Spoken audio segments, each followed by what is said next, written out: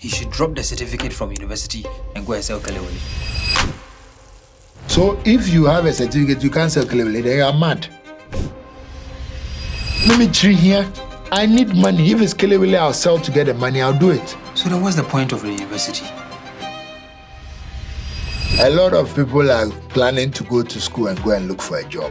But I encourage them to go to school and create a job. The young people are saying that they don't have the capital. Your idea is worth more than capital. I started my business with 1,000 cedis, but then I built a house. How? Let's get to the more important thing. So let's talk about your journey to real estate. I've lost money, I've lost land. I lost 2 houses that I'd built, I'd roofed.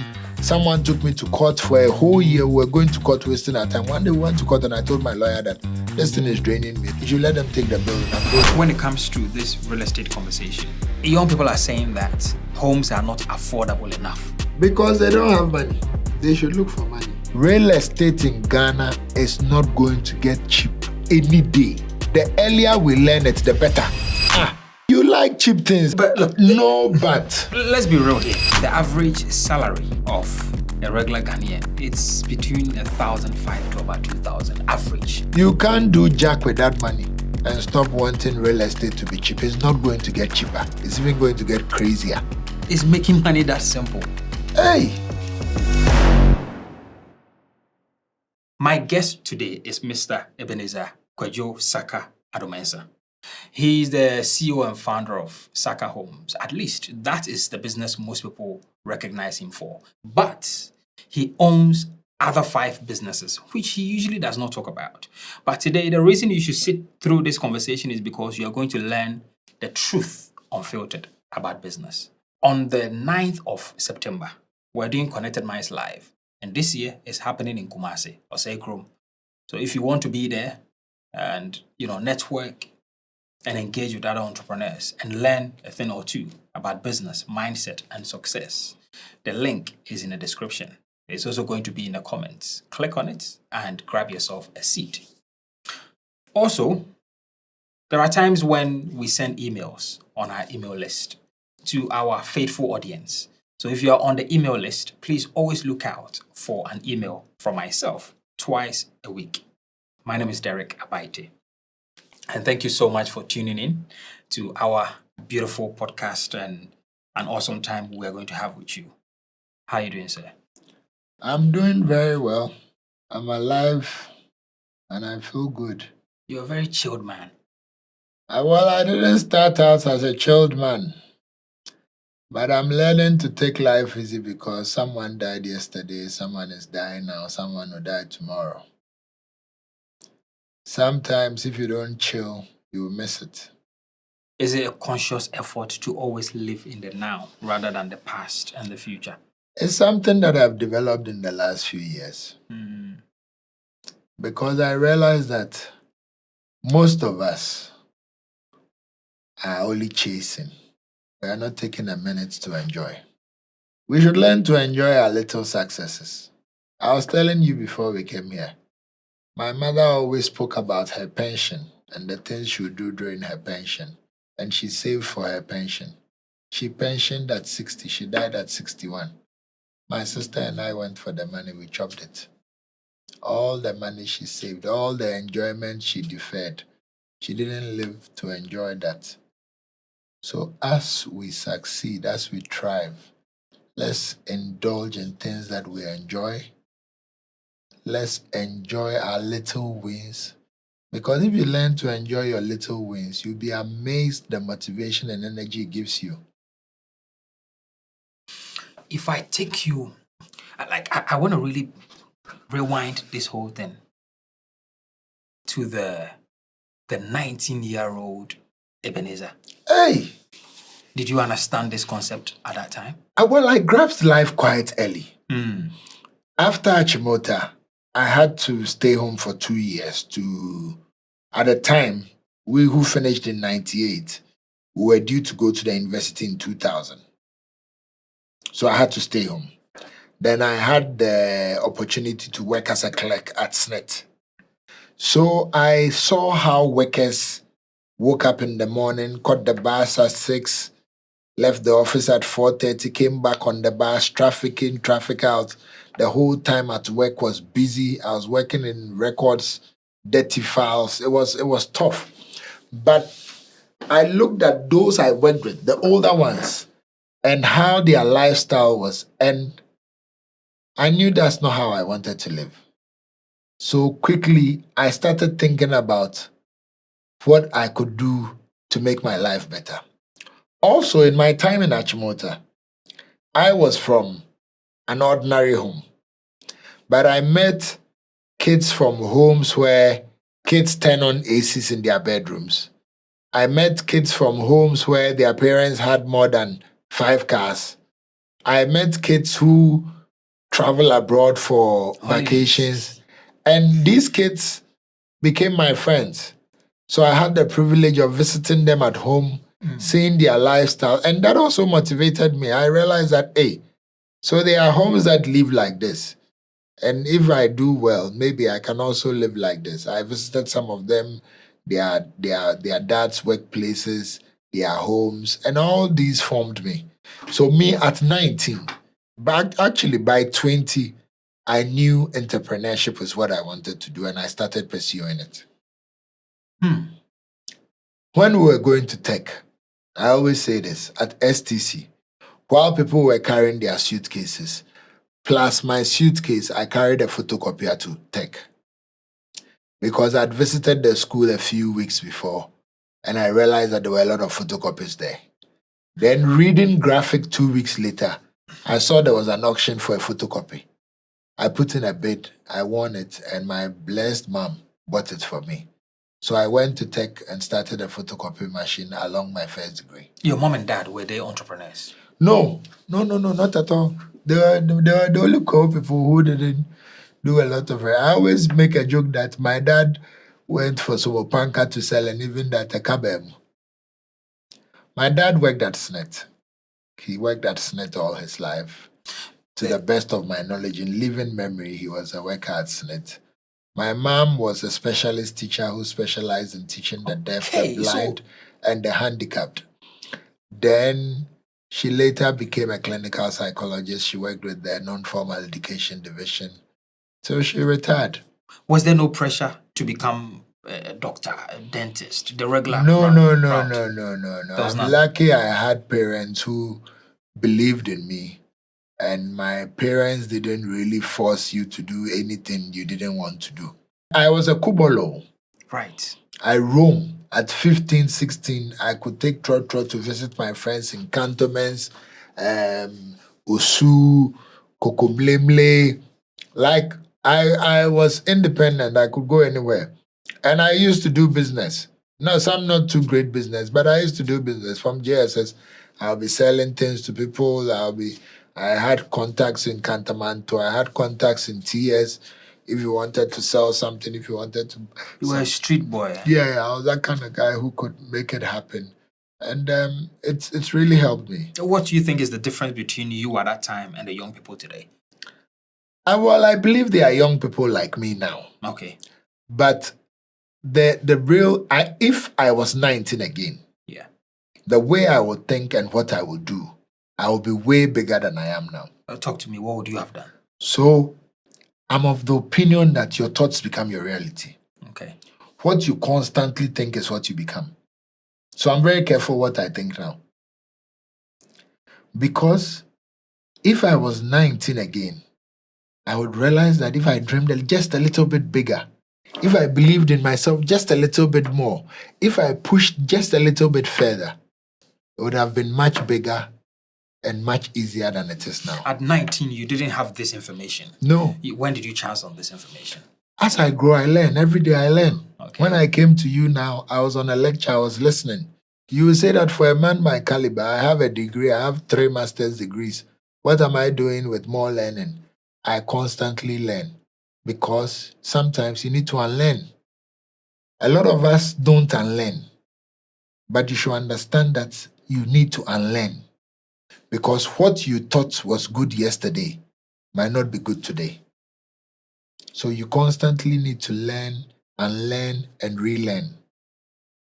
If you incubate it into you, and it becomes part of your life, life becomes less burdensome. So you don't carry any minim. So sometimes you're minim nechem. right.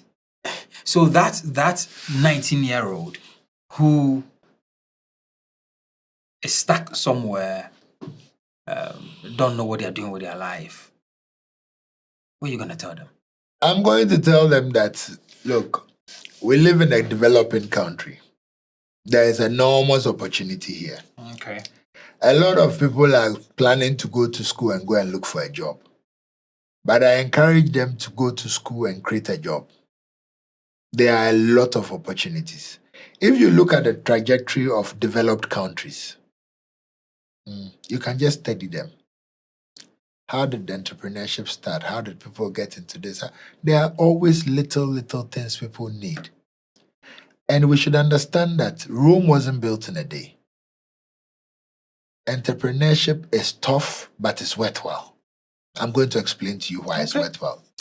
If you build it well, it's for you.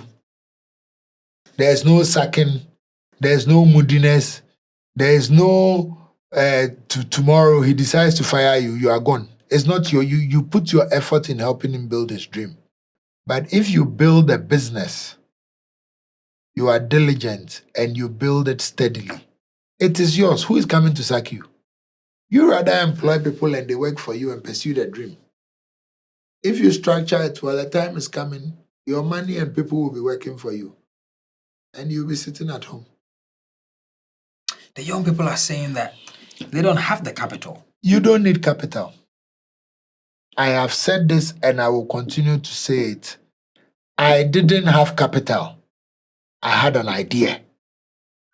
Your idea is worth more than capital. If you have a good idea, add credibility to it. A lot of people are not credible, and that's the real issue. Because I'm able to raise money from my friends to invest in business. The people who know me, when I go to them for money, they give me. Why? No bank in Ghana can say Saka owes him till today. But I have friends, at least about 10 of them, who can say their money is with me and can vouch for me that whenever I sell, I give them back their money. And that is what is important. A lot of young people meddle in all sort of messes and mess up with their credibility. If you are 19 and you are watching me, or you are young and you are watching me and you want to start a business, my advice to you is simple. Value your credibility. Let your yea be yea and your no be no. Then let's get to the more important thing. What idea do you want to pursue? If the idea is good, you will have people fund it. When people give you their money, break your back and return them a good investment. You know what happens? They will instantly give you back the money. Because the money people invest is not money that they are going to eat today or money that they are going to spend today. So if you are diligent and you are growing their money, they always bring you back money and the business will grow. A lot of people say they don't have capital. What idea do they have? The idea is more important than the capital. I'm going to explain to you further. Okay. If you have a good idea and you need 20,000 to start, and you can get 2,000 cedis from 10 people, is that not 20,000? If you are in this country and you can't raise 2,000 cedis to start your idea, then you should check who you work with or who are your friends. Or who you are. Or who you are, yes, as a person. Because if you are someone who's built a good name, you should be able to raise 20,000. You think a 19-year-old or a 20-year-old should be able to raise 20,000? A 20-year-old might not need to start with 20,000. Okay. I started my business with 1,000 cedis. All right, talk to me. How? I was selling water, tanker water. My major business was that. That's how I blew. And I started it on credit. The guy will give me the water. I'll go and sell it in Rich Tower. I'll come back. Fidelity Bank will pay me. I'll come and pay him. I used to make 100 cedis on a trip. It got the time it was costing me 100 cedis to go for my money. But I kept on. Then Brawl came and they took over the buildings and all of a sudden my business blew up. I had about 4 other towers to supply. still making 100 cedis on a trip.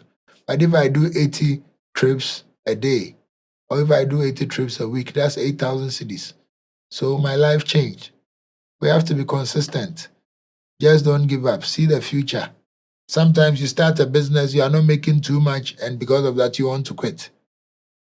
But if you grow the business well, very soon it will have exponential growth and your money will increase. We should also understand this. Business is profit and loss. Okay. Most of us only focus on profit. We don't think about loss. So understand that sometimes you lose money. And losing money is not the end of the world. I know people who have started businesses and at the least challenge or at the least loss. What should people do when the losses come? Brace yourself up and go again. Think better. The losses teach you wisdom. It teach you learn lessons. And what are lessons for? To make your life better. I lose money. Don't think I'm sitting there, I don't lose money. I've lost money, I've lost land. I've lost 2 houses in Pillar 2 when I started. This was in the early teens. I lost 2 houses that I'd built, I'd roofed. Someone took me to court for a whole year. We were going to court, wasting our time. One day we went to court and I told my lawyer that this thing is draining me, it's taking me. He should let them take the building. I'm going. He didn't understand. But by letting that building go, I've built more houses. Because going to court every day, I don't know if you've gone to court in Ghana before. You go, you accept, you are not accept. Cases are joined.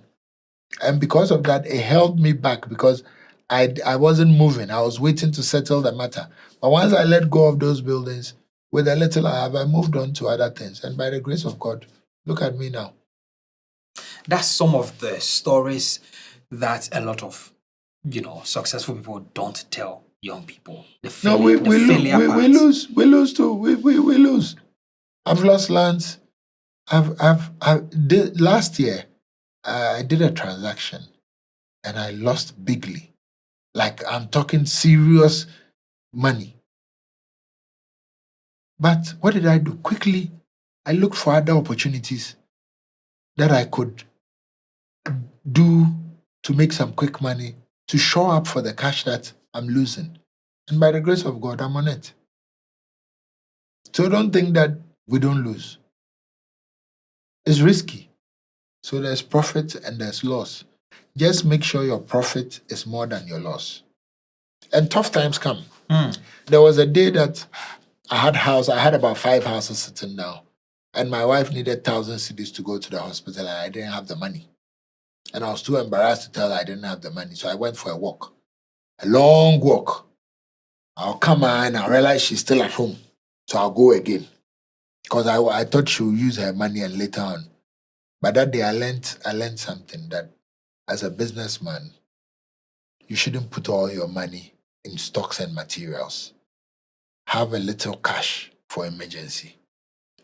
A lot of us put so much money in our business that we don't even have any cash anywhere for an emergency day like this day that my wife wanted to go to the hospital. So since that time, I've learned to keep some money for a rainy day. And these are lessons that you can only learn on the grind. Nobody can teach you. As for the losses, every now and then they come. I went into car business with my friend. We shipped cars. A whole container fell into the sea. There was a fire on the ship. The rescue people, or there was a fire on the ship and some people went to rescue it and they held the cargo hostage, or there's this terminology they use in marine, so they seize the goods basically. So we lost the whole container of cars. 4 cars. We didn't die. We moved on. Today we are bringing brand new cars from China to sell. I don't call them failures. Okay. I call them challenges. They make you wiser, they make you stronger. Now when we ship, we do insurance. At the time, we're not insuring our goods. But now when we ship, we insure. How did we learn that? By losing that container. So I don't want to term them as failures. Right. There are challenges that you face that make you better. Now when I'm going on a land, before I pay for a land, I do a proper test. A proper test includes going on the land to pretend that I'm measuring it or I'm digging it or something. Because land speaks. Once you do that, whatever is on the land will come. Before you even pay for it? Yes, recently someone wanted to give me some land at the airport. I called my guys. I said, wait, do we have roofing sheet for hoarding? They said, yeah. I said, okay, go and hoard this land. Saturday, we're there hoarding. We're hoarding. A big man, I saw 2 calls. One from a top developer I know who is friends with a very big man, and another one from the big man's PA. So once I saw the calls, I said, why are these 2 people calling me? I'd even forgotten that they were holding the land. As soon as I picked the call, he said, my senior man said, hey, Saka, you are stealing Mr. So and so's land. I said, oh, chief, tell him not to panic. I'm just testing the land. Someone wanted to give it to me. If it's not experience, I would have given that guy $50,000 because he wanted 50,000, me to commit $50,000 then day in day. And I said, no, let me test the land first. And this comes with experience. Because the land was selling for so much that 50,000 was just a flash in the pan. So if he says the land is for him and give him 50 and go on the land and pay the rest later, you'll be tempted to do that. Yeah. But one thing that I've also come to learn that I want to share is that. Let me stop you here for a minute. So if it's your first time watching Konnected Minds, or you have been here before but still have not subscribed, do us a favor, because majority of the people that watch our videos have not subscribed. This doesn't help us grow beyond what we expect. So help us by hitting the subscribe button. Thank you. Now let's get back to the conversation. When it's too good to be true, indeed it's too good to be true. Trust me, you're not the luckiest guy, you're not the wisest guy. So always be careful. When it's too good to be true, it's indeed too good to be true. So be careful. So let's talk about your journey to real estate. Okay. When did that journey start? The real estate aspect of your businesses? I went into real estate by chance. It's not like I planned to go into real estate. When I started making money from my water business and other things that I was doing, I was into graphic designing, I was printing t-shirts, I was doing all sorts. I basically do from Amina to Zinabu, anything to give me good money, any opportunity I see. But then I built a house, my first house, because I was making decent money and I wanted to build a place for myself. When I built that house, I put a to let sign on it that I was going to rent it out because I wasn't married. It was a 4-bedroom. We had a place for playing pool. It was quite a nice house. Then, so a couple came and said that they heard the house was on sale. At the time, I was desperately looking for a business, a stable business, because the water, I was chancing on Ghana water's inefficiencies. I knew that eventually one day things would get better in Ghana and I wouldn't have the opportunity to sell tanker water. Right. So it was that incident that brought my mind to the fact that I could be building homes to sell. And that's how I entered real estate. Because the couple came in and said they wanted to buy it? Yes. I had built it to rent it. But by they saying they wanted to buy it, it brought my attention to the fact that I could build and sell. Okay. So after you sold it, then what was the plan with the money you received? How did you I built more. turn it into? Okay. At the time I was selling it, before they moved in, Ghana Highways Authority marked the house for a road. The Awoshipokwase Highway. Right. So I had to refund their money. But later on, at Tamil's time, I was compensated for the building. I was given $125,000. At the time, it was 125,000 cedis. And they demolished it. I went to demolish it myself. I took the roof, I took the doors, I took all I could take, and I used it plus the money that I had and the money that I was given to build 3 houses in Paraco Estate. And that's how Did you have the land there already? No. I acquired the land. That land was a low land. I filled it with 300 trips of sand. I got the 300 trips from the construction of the N1. At the time, I bought a trip for 100 cities, so it was 30,000 for 300 trips. They needed somewhere to go and dump the trips, and they wanted somewhere close. And Parakou was close to them. So they filled the land for me. It was a low-lying land. They filled it. I put 3 houses there. But these times you had no experience in real estate. You just built it, and I knew the architects were there. I had the contractor. So from the time you finished building the next 3 homes to selling, how long did it take? Oh, it didn't take too long.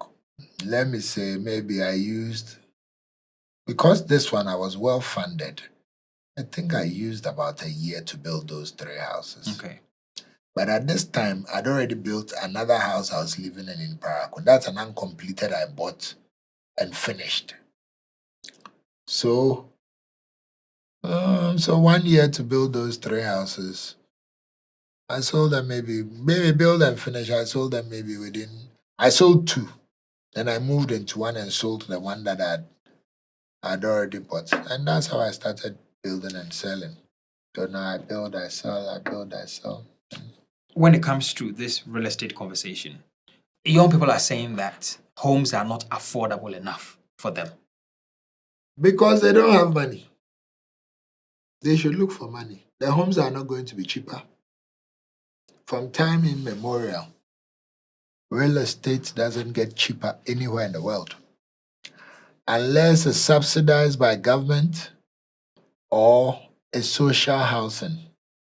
But if you want to buy a home, I'm telling you today, homes are not going to be cheaper in Ghana. Not today, not tomorrow. We import most of what we use in finishing. We import from the universal marketplace. And the universal marketplace thrives on competition and price.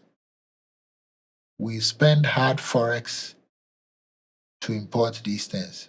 So how are houses going to be cheaper? Now that the city is stable, it's the best time I think you should all try and grab something, because you can plan with it. Most of our salaries are low, so people cannot apply for mortgages, or they cannot afford a decent mortgage. So I'm hoping that things will improve and people's salaries will improve. But the buildings are not going to get any cheaper. Any real estate in Ghana that claims to be selling for cheap, they don't last. They end up messing up people. I don't want to mention names. There was a company that came. Yes. Did a lot of noise. Pasted adverts on the whole of the highway stretch. They were quoting 3 bedrooms for miraculous prices. A lot of you fell into that trap. I'm asking you today, do you have your houses? No. At the time I said that this will crash, this will not work. So you knew that was a scam? Yes, because it's a scam. You like cheap things. I told you, when it's too good to be true, it's too good to be true. The earlier we learn it, the better. A lot of people from the diaspora felt for that. Yes, they should fall, because they especially, they should fall for it. I don't pity them. When it's too good to be true, it's too good to be true. Learn it. Over 800 homes were promised. Yes, they should go and live in them. When they were promising them at those prices, where were they? Don't you understand this? The price of a door in China remains the price of a door in China. Are you getting doors any cheaper than China? No. So do you think we are greedy as we are building and we are quoting what we are quoting? People come, they use English. You know why the diasporans fell? Because the people came, they were slanging, they were using their terminologies, they were using their market. I don't pity them one bit. I had a friend who came, he was working with them. I told him this day, he said, "Oh, Saka, no, the guy is the guy." A few months later, he called me and said, "Saka, what did you see that we didn't see?" Now every day they are in court. Yeah. And that is just one of those companies. When in 2005, when we finished, commercial investment came. East Legon Hills. Now East Legon Hills. He was promising people that they should pay money and in their houses will be ready in 3 years and they will move in. Look, do you know why it's called real estate? Talk to me. It is the only estate that is real. Even if the house burns, the land is valuable. That's why it's called real estate, real. And real estate is like gold. It's universal. Don't fall for scams. The only variation, the major variation, is the cost of the land. The energy it takes to build a cheap building is the same energy we use in building a nice building. The difference is in the finish. And finishes are relative. Do you understand me? Yeah. So when it's too good to be true, it's too good to be true. Real estate in Ghana is not going to get cheap any day. But the government said they were doing chocoli. How many years after? These are the deep things we need to talk about. If you are a young man, you are watching this and you want to buy a place, strategize, work hard, make money and buy. When it's cheap, when it's too good to be true, it's too good to be true. If you are happy, now my prayer is that in the last few months, my prayer is that this big push idea that Mahama has started will thrive. Because this is what it's going to do for most of us. If the road to Winneba is good, and you can drive to Accra in an hour, land in Winneba is cheaper. Right. So you can build in Winneba and drive to Accra. If Pram and beyond, the roads are good, you can live in Chokoli and come. The railway service, the Mpakadan service, that stretch has promise. There are a lot of decently priced lands there. If it's done well, government can put in incentives where developers like us can build there. People can come to Accra easily by rail. These are the things that can make real estate cheap in Ghana. But as per our current model, it's not going to be cheap. No way. There's somebody living in the diaspora, a person that fell for the recent scam that we have seen in the country. How do they differentiate between what Saka Homes is talking about and what Escama is talking about? They live abroad. Yes. So how do they They differentiate? have a great understanding of real estate because it works in their country.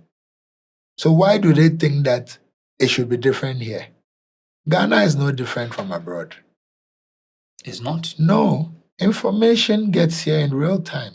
The doors they use in America for their houses is the same doors we buy from China and use but here. In terms of checks, right? The person that is trying to purchase the when unit, it's too good to be true, it's too good to be true.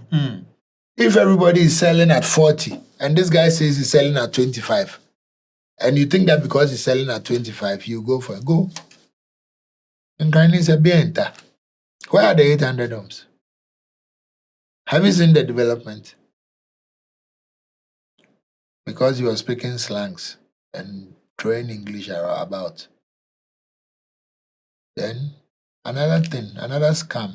Yep. You know, the diasporans, they like to hear some English. They like to see some adverts. They like to see something. And these scammers have noticed that. So now they bring diasporans to come and market and advertise especially for the content creators. Yes. Land. And remember, the content creators are paid to do this. So they talk about lands in a breed. They could put some funny prices. When I sit and I watch them, I'm like, you don't know what is coming. And it's the truth. They get scammed always because they like cheap side. That's the side you guys are not talking about. Yeah, but look. No, but. Let's be real here. You do your due diligence. You know the price of land in a breed. Okay. So if someone is giving it to you for cheap, and you think you're a lucky guy, then you're a fool. You are not a lucky guy. It's real estate. Okay. Nobody Nobody will sell land that is valuable for cheap. It is land. So watch this. A 4-bedroom townhouse. 2 roads behind KB Clear. Being sold at $580,000. Yeah. Does it actually make clear sense to you as a Yes, it developer? makes perfect sense to me. You genuinely think it's worth the price? Yes, why is it not worth it? This is East Legon. East Legon has everything. There are schools, there are good roads, there are restaurants. You can live in East Legon and live and not go out of East Legon. So why do you want to pay less? Let's play it back to if you are abroad. I get a lot of these arguments from these diasporans that we are selling for 580 and there is East Legon. What is here? What is here? The houses you are buying in Maryland and those places for $350,000, $400,000. What is there? You claim there's a mall close by. A&C Mall is close by. There's a school. You mentioned Kalabule. Kalabule is close by. There are a lot of Cornerstone and all these schools are in East Legon. What else? Roads. There are good roads in East Legon. So why should East Legon sell for less? And how many East Legons we have in Ghana? In the case of abroad, there are a lot of East Legons. Okay. So they can afford to go down on price. But here there's a market. There's competition. And people want it. The 550 you are talking about, did he not sell? It sold. It sold. In record time. He didn't just sell. It was about 8 of them. I know the houses here. Yeah. It sold in record time. Yeah. So it sold. Look, let's be serious. And the people buying these properties are regular Ghanaians with regular income because these are some of the things that a lot of people also. I did a community of 15 houses in that same area you're talking about. At the time, I sold it for $270 to $300. And apart from one Nigerian and 2 people from the diaspora, everything was bought by Ghanaians. Wow. People make money. People make a decent living. Some can take a mortgage. Those who work in the banks, those who are rising. So please, let's make money. Let's think about ways we can make money to achieve our dreams. And stop wanting real estate to be cheap. It's not going to get cheaper. It's even going to get crazier. Because Ghana is just a little bit of Ghana that is very well developed that you can get all you want to. The security, the comfort, the proximity to stuff. It's not much. So if you think Accra is going to become cheaper, forget it. It's not going to become cheaper. You need to make more money. From time immemorial, has it been cheaper? No. So what makes you think it's going to get cheaper? You are not realistic if you are thinking that real estate is going to be cheaper in Accra. That 20-year-old that is just finishing university is going to have a real hard time. He's not going to have a real hard time. He just needs to position himself in life and think about how he's going to make it. Don't start on the premise that he's going to have a hard time. My first land in Ebri, when I finished university in 2004, I think I bought a plot for about maybe $5,000 or less. Today, that same I bought a plot for maybe $2,000. Today, that same land, I'll sell you a piece for $45,000. And this is just 20 years ago. But today, I can afford it. And I can afford more of it. So I didn't set out saying that it's going to be difficult for me. I took the rope, I climbed the steps. I made money gradually. Now I can afford it. That's life. I didn't start by living in East Legon or cantonments. I've lived in Anya. I've lived in Domi Parako. I lived in Domi Parako for a long time. I was building my money. I was raising my business. We should understand that life is in stages. And sometimes we should learn to climb. No rush. One step at a time. If you jump, you come down. But if you climb, you can decide where you stay. Either you go up or you come down. You know what sometimes the issue we have is? The average salary of a regular Ghanaian, it's between 1,005 to about 2,000 average across board. You can't do jack with that money. You can't even live a month with that money. That's why most of us are thieves. We are crooks, we are thieves, we steal, we defraud, we do all sorts to get money. But this is the catch. That guy making 2,000, 2,500, 3,000 with just a little vim and a little belief in themselves can start a business that will generate 2,500 a week. You're asking me what business? Selling Kalabule in traffic. Putting a hot pot and oil at a traffic prone zone around 4:30 to 6:30 in the evening. He should drop the certificate from university and go and sell Kalabule. So if you have a certificate, you can't sell Kalabule, then you are mad. I have a certificate. I was in dirty tankers fetching water to go and sell in my shorts and my t-shirt. I went to Newmont to go and deliver water. I saw my mate. She didn't want to talk to me because of how I came. I was pulling the pump and the tank with the boys. Oji nanikra. You understand me? Yeah. But look at me. I put in the work. So most people are not putting in the work. They just want to take trotro, go to work, go and sit there, yes, sir, close, come, get there at 3,500 or 2,500 a month. And that's it. But the Kalabule is just your evening money. Now let's go to the morning money. What will you sell? Will you sell cocoa in traffic? Will you chop fruits and sell in traffic? Every morning, traffic prunes on. You have fresh fruits you are selling. If you do a pack for 10 cedis and your cost is 5 cedis, you are making 5 cedis on a pack. If you sell 100, it's 500 cedis a day. If you're able to sell 5 days a week, 2,500, is it no more money than going to work? And you sell this between 6 a.m. and 9 a.m. Then at 4, you do your Kalabule. Let's say Kalabule to you're able to record 200 a day or 500 a day. Is it not 1,000 cedis a day? So then what's the point of the university?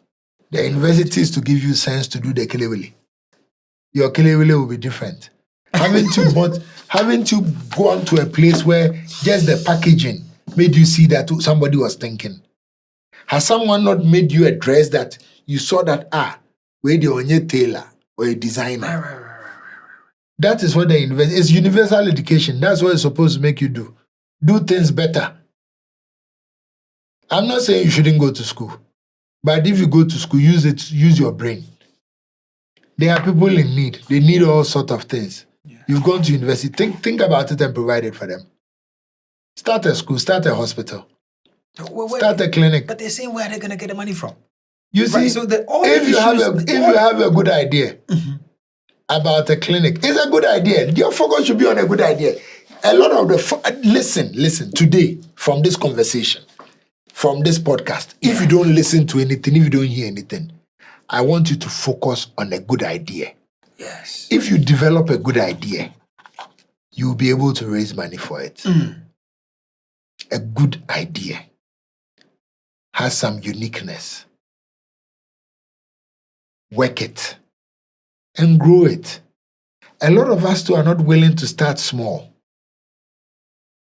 You should learn to start small, because if you start big, you can collapse. But if you start small, you will learn some petty mistakes. You will learn the ropes and you grow. It's as simple as that. Is making money that simple? Yes. I've come to the realization that it's that simple. After how many years? I believe that within 6 years, you will stabilize. The first 6 years can be very rough, but don't give up. I want you to also take from me that the darkest part of the night is closest to the morning. Indeed. So don't give up. Most of us give up when just is going to happen. Look, my guy. Myself and many other entrepreneurs like me that I know started with nothing. Ibivim and Takashi. Never traveled abroad, never stayed abroad. No. I didn't go abroad anywhere. I went to Achimota school. I went to tech.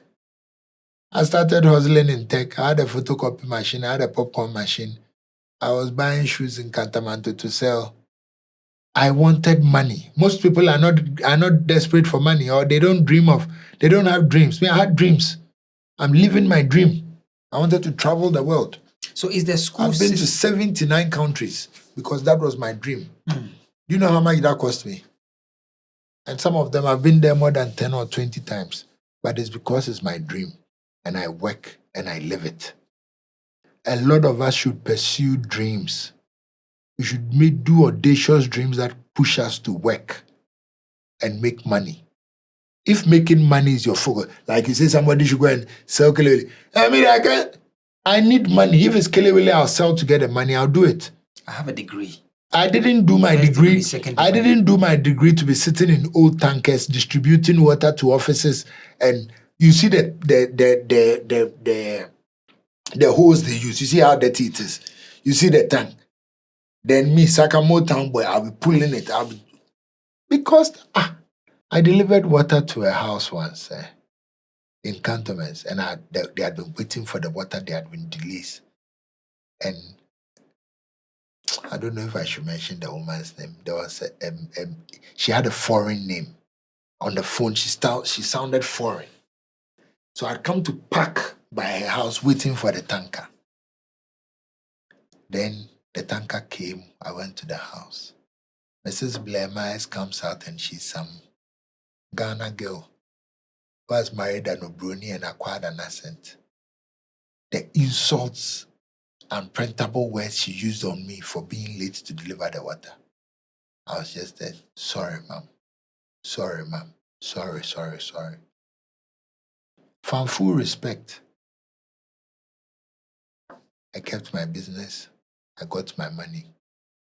I enjoyed my life. Somebody would have flipped, told her off because none of us were right. So you have the me degree holder na way fianga girl way. You know, there's that tendency. But when it comes to your business, you guard your heart. You use wisdom. Because people will say things to you that might not make you happy. But because they are your clients and because they put food on your table, you will need to suck it up, listen to them, food them, if that makes them better, and take your money. At the end of the day, when you are chilling in your car and you are going, you are paid, it's your money. Because if you don't suck it up to them, you go and work for somebody and suck it up to him. But at the end of the day, if you build your own business, the business is yours. Do you understand me? I get you. 100%. And at this point, on September 9th, Kumasi, Konnected Minds Live. If you still want to be there, I'm going to be around, Obin Dakun is going to be there, Ekoishon is going to be there, and a few other special guests that we're going to invite. So the details are in the description and then also the comments. So click and get yourself a seat. In the pursuit of building your life, what is most important, motivation or discipline? You need a balance of both. I say you need a balance because if you are not disciplined, you can get into a lot of trouble. But if you are not motivated, you can't move. So you need a balance. Like, you should be afraid of poverty. Mimi tree here. I hate poverty. And because of that, I always want to have money. And I also think that if I go broke, I don't know where I'll go for help. So I don't want to be broke. Is poverty a mindset or is in our pocket? Well, some people want to be poor because all they want to do is beg people, ask people. If you put your mind to it, those making money, they don't have two heads. Those doing great things, they don't have three heads. They are just motivated. They have vim. They have a zeal. They believe in their strides. What stops you from doing the same? You've sat here, you've interviewed a lot of entrepreneurs. Most of them, they didn't come from rich homes. That's true. It's just vim and showing up. May I say you should show up every day because one day it will happen. Whenever I go to America, I play the Mega Million Right. because I'm of the strong belief that one day I'm going to win the Mega Million. So every day I go to America, I chip in something, 100 or 50. I play. What's the best advice you've ever received? To build in only prime Accra, Kweku Bediako told me that I didn't listen for some time, but once I listened, I realized it's the best advice he ever gave me. I've heard you speak on some books you read, but today on this pod, I want you to recommend a book for us. 7 Habits of Highly Effective People. That's a book I'll never forget. Yeah. Because that book helped me. And Rich Dad Poor Dad too. These are the books that I read then. Now I read all sorts, but I don't read as much as before. Now I listen to a lot of audiobooks. Right. And I take a bit from here and there. And I go to school a lot. The least chance I'm in school. Right now I'm doing Institute of Directors. After that, I'll look for something to do. Because I realize that when I go to school, I build my network, I meet more people, I make more friends. And one key thing, it's good you brought this up. A lot of us don't have a good network. The water contract is my mate from Achimota who gave it to me. Some of you are so anti, so you don't keep in touch. You don't consciously keep in touch. You don't make friends. I consciously take my phone and occasionally call people. Oh, hello, how are you? At the same watch, I have a friend at the Bank of Ghana. I always tell him he's going to be the governor, and when he becomes the governor, I'll have the contract to produce to cut Ghana's money. Right. And I've been telling him this for years. So if my friend becomes the governor and Saka gets the contract to cut the money, what will you say? I have a friend. You've earned it. I have a friend. He says that he's going to be the CEO of Vodafone when we're in tech. And I always call him every now. I don't see him all. But every year I'll call him maybe twice. I tell him that when he becomes the CEO, I'll be supplying the phones. You would think I'm playing. I have a friend. He's an MP. I always tell him that he's going to become a minister and I'm going to do some big contracts. I have another friend. I told him he's going to become the president. And when he becomes the president, I'm going to be in charge of. There's an institution that I said I'm going to be the board chairman of that institution. And you think it's a joke. But trust me, because I keep in touch with them, and because I've been saying this for years, and because I've executed myself well in life, and I'm credible, able, and capable, when that day comes, you'll be surprised that I'll be the one doing these things I said I'll do. Today in life, I have my friends who are CEOs, who are this, who are that. And they give me opportunity every now and then. It's just that my hands are full and sometimes I tell them I cannot take it. That's another thing I want to share. It's not everything that you take.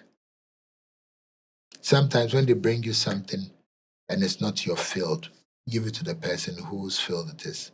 Recently, I was on vacation. Someone brought me an oil deal. Told him I don't do oil. I have friends. Harry and Albert, they do oil. I called them. I said, Harry and Albert, this is the deal. Will you do it? They said, yes. I introduced the guy to them. I didn't do anything again. I was sitting there. These friends called me and said that, oh, Saka, because of the introduction you did, if this deal goes through, every month we'll bring you Tico, Netro. Yep. People bring me deals, event. I said, I don't know. Let me call my friend Think Mahogany. She can do it for you. They go, they get done. I'm not going to force myself and become an event organizer because someone has brought an opportunity and I'm able to. Sometimes we need to concentrate on what we know how to do best and do it well. Then the one that we don't know, we give it to someone. If you are lucky, they'll bring you Nokofio. You will enjoy. People come to me, they want houses I don't have. But I know that my brother Kwando or my friends Mahogany Boulevard or Spike, I'll just call another developer I'll say, oh, if it's a scene, I say, oh, Imperial Homes, chief, can you sell? Do you have this? And I sell. I don't say that because I don't have it. You throw the deal No. away. I'll call other developers with capacity and give it to them. I have brought about 4 different people into real estate. It hasn't diminished me. It hasn't taken anything from me. Every now and then I call them, we brainstorm, we share experience, and that's how we grow. We have been speaking with the owner of Saka Homes. Thank you so much. I appreciate this. And to the people that have made it this far to the end, can you drop it in the comments? I really want to know if you're one of my champions. And help me say a very big thank you to our man here, because this has been one of the rarest conversations I've ever had on this podcast. Thank you so much. Don't mention it. Yeah, I'm going to put the details of Saka Homes as well on the website. There are a lot of properties going on that if you don't want to get scammed, you can click on the link and then get one. Thank you.